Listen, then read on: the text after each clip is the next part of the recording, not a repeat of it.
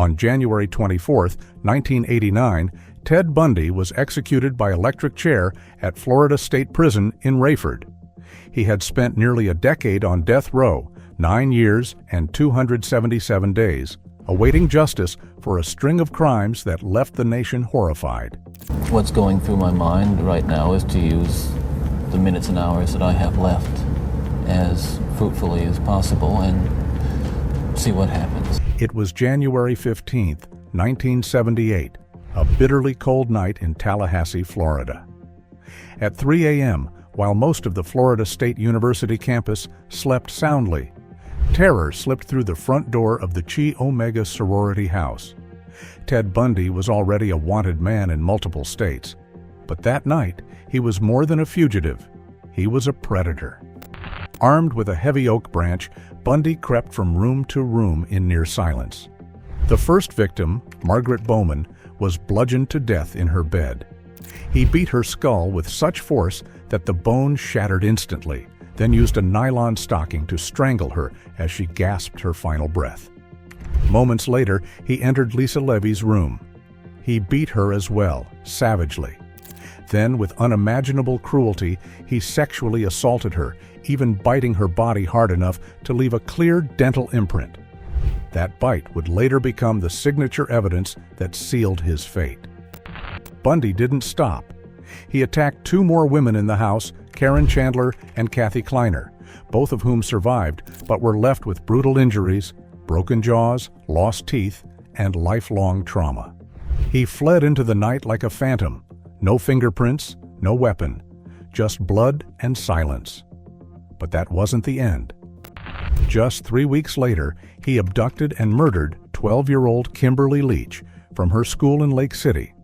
Her body would later be found discarded in a pig shed, violated, mutilated, and nearly unrecognizable.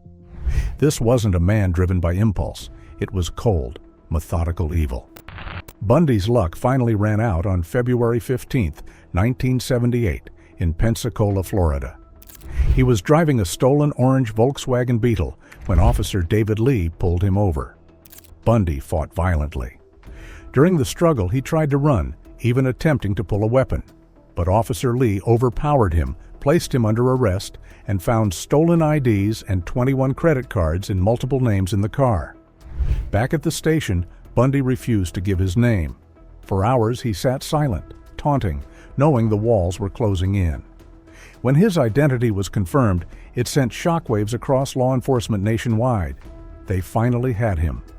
The man who had evaded capture across 5 states, who had escaped from jail twice, who had left a trail of bodies so wide and scattered it was almost mythic, was now behind bars.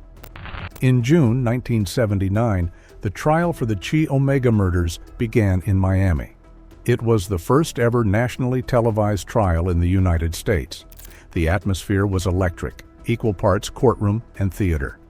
Bundy, ever the narcissist, acted as his attorney. He smiled often, flirted with reporters, and cross-examined witnesses as if it were all just a game.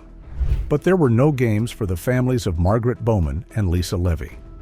They sat through horrifying crime scene photographs, graphic descriptions of the bite marks, the blood-spattered sheets, and the cracked skulls.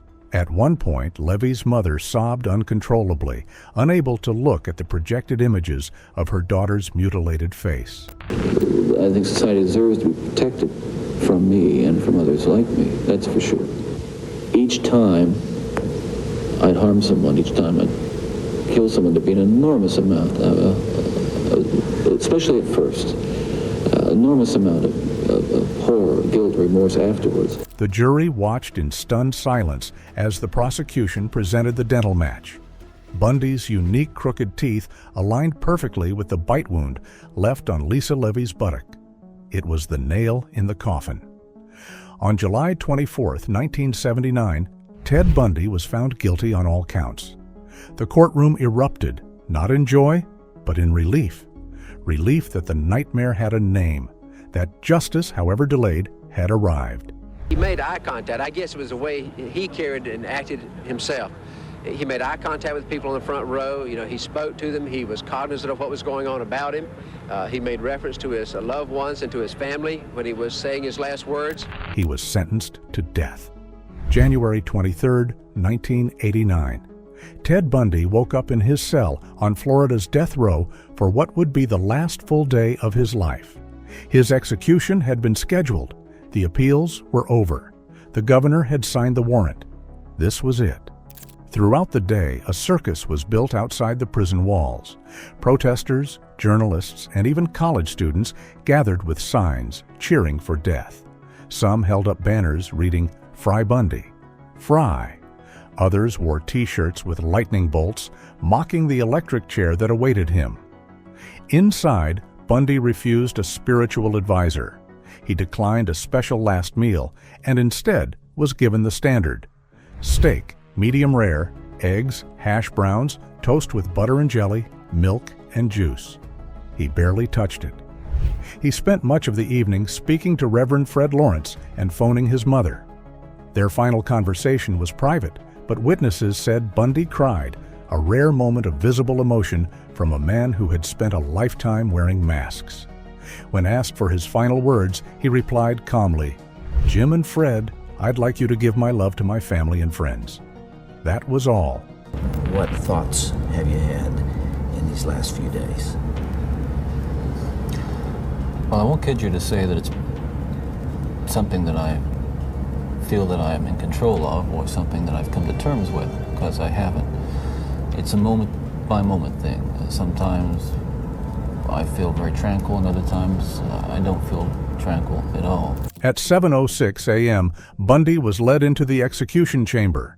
He wore beige pants and a blue shirt. His wrists and ankles were shackled, his expression blank. He was strapped into Old Sparky, the nickname for Florida's electric chair. Leather belts were wrapped around his arms, chest, and legs. Electrodes were attached to his shaved scalp and right leg, smeared with conductive gel. At approximately 7:06 a.m., Bundy was led into the death chamber at Florida State Prison. Described as ashen and lacking his usual cockiness, he nodded to some of the 42 witnesses, including prosecutors, as he was strapped into the electric chair. A black leather mask was placed over his face. Witnesses, reporters, prison staff, and victims' family members sat in 2 rows behind thick glass. Reverend Lawrence stood among them, lips moving in silent prayer. In came 2 burly guards with Bundy between them, and he was white as a sheet. They brought him around to the electric chair, and they strapped him down, and he was allowed to say some final words. The warden gave the signal. At 7:16 a.m., 2,000 volts of electricity surged through Ted Bundy's body. His hands clenched, his body stiffened. Smoke rose from his leg. A sour smell of burnt flesh began to fill the chamber. After 2 jolts and a final examination by a physician, Bundy was declared dead. Outside the prison, hundreds erupted in celebration. People cheered. Firecrackers exploded in the early morning sky. Some danced. Others waved signs that read, "Justice served" and "Burn Bundy burn." It was less a moment of solemn closure and more like a bizarre carnival of vengeance. But inside the hearts of the families, the pain never really left. One father, whose daughter was believed to be one of Bundy's first victims, said afterward, "It doesn't bring her back, but it stops him from ever doing it again." And as the electricity coursed through his body, you could see his fist tighten with the thumb between the 2 fingers. And I remember thinking at that time, I wonder how many throats that fist is tightened around. Ted Bundy died without ever confessing to all of his crimes. The real number of victims remains unknown. Some say 30. Others believe it could be over 100. He took those answers to the grave. What does justice look like for a man like Bundy? Is death the only true punishment? Let us know your thoughts in the comments below.